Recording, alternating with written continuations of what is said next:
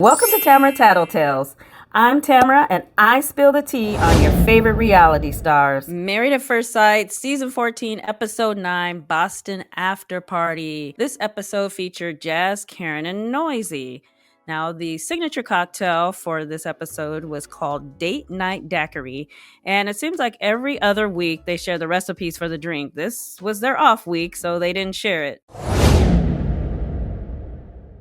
She feels like there are two versions of Mark, one who plays it up for the camera and the version after the cameras leave. She says he has an inflated view of himself. So Keisha asked her what she could have done better in the scene where she accused Mark of being different off camera. She said she could have talked slower and in a different tone, but she stands behind what she said. Now they both seem to take little digs at each other. Talk slower? To me, that sounds like he's all like, wait, what? She said he claims to speak Italian, but he only knows a few words, but he lists on his LinkedIn that he speaks it fluently. So Keisha showed her the scene where Mark apologized to her for making her feel unappreciated. Karen started crying because she said Mark had never validated her before.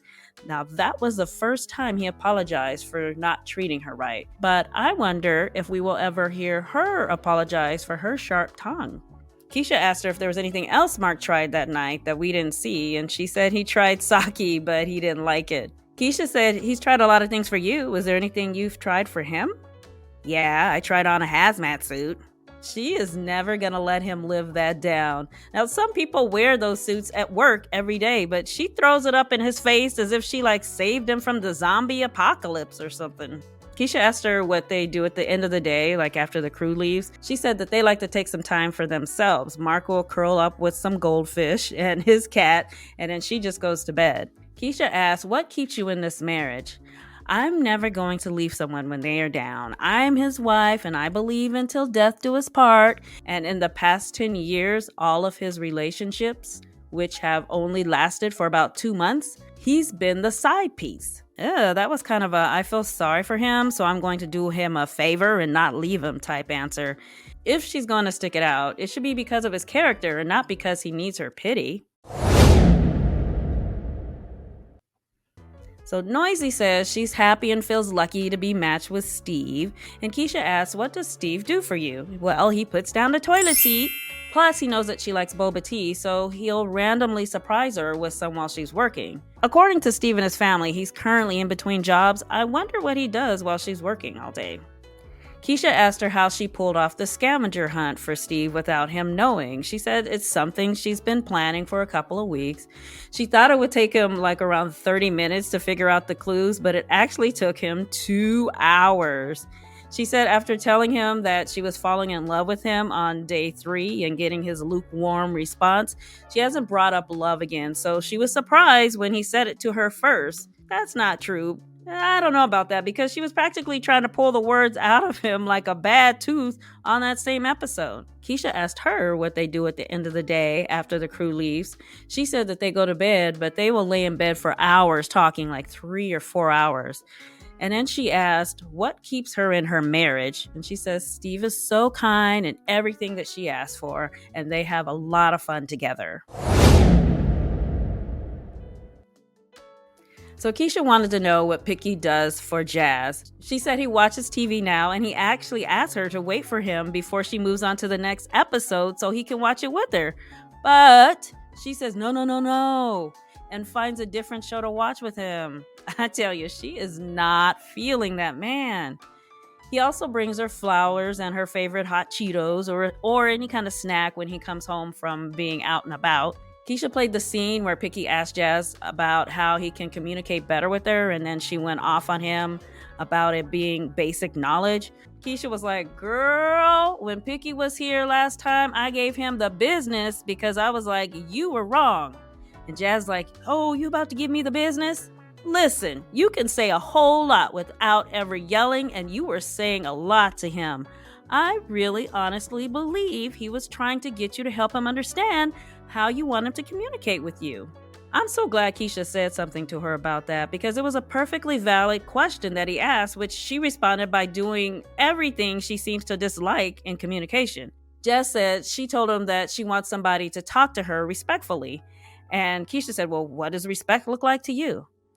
I don't like when people have a tone and when people get loud. And when Picky feels like he's not getting through to someone, he gets very loud. I'm tired of having this conversation with him about communication when I've already told him that I don't like his tone and I don't feel like I'm being heard. I know I'm tired of her complaining about a tone. Can we get more adjectives other than tone, please? Like inflection, high pitch, yelling, squawk, squeal, howl. I mean, can a sister buy a vowel? Anyway, Keisha says, I feel like both of you want to get to a place, but neither one of you has the directions on how to get to it. I wonder where they could get some direction. Keisha asked Noisy, since she and Steve struggle with communication, what advice she has for Jazz. She said that when they struggle, that she always assumes the best. I'm sorry, but I'm still holding on to her leaving and ghosting him for 24 hours over noodles. I mean, I'll get over it. I'm just not ready to let that go just yet because it feels like she thinks that that's normal behavior or something. Keisha showed the scene where Picky opened up about losing his brother.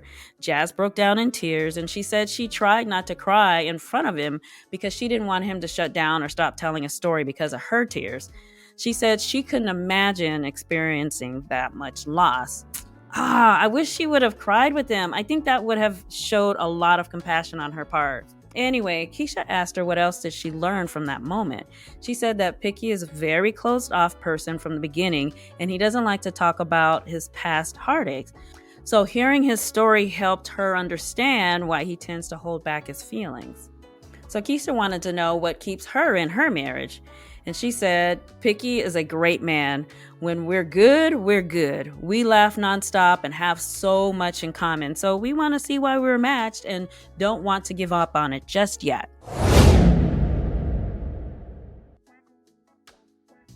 So Keisha played a portion of Tootie talking to Katina about the type of woman she needs to be for him, then asked the ladies what they thought. Karen says that she's proud of Katina for saying she needs a break because no one deserves to be talked to like that. Noisy says that she didn't like that he was insinuating that she needs to validate her worth to him. Jazz says that she wanted to clarify that when we see Katina in those scenes, she is often quiet and it might come across as her being weak, but she's really not. She's been through a lot and much worse than that. So she says when she's quiet, she's just letting him speak as speak. Like, if you need to say it, then go ahead and get it off your chest. Karen says just because she's been treated worse doesn't mean that she deserves to be treated like that. Jazz says that's not what I said. Karen says, no, you said she's been through a lot worse before, but she still doesn't deserve that. And Jazz says, I didn't say that she does. It did sound like she was saying that Katina has had worse, so listening to Tootie go off is like nothing in comparison to what she's used to, so she's just like, whatever, with Tootie. Karen says, I'm just saying that Katina is a beautiful woman who deserves everything her heart desires.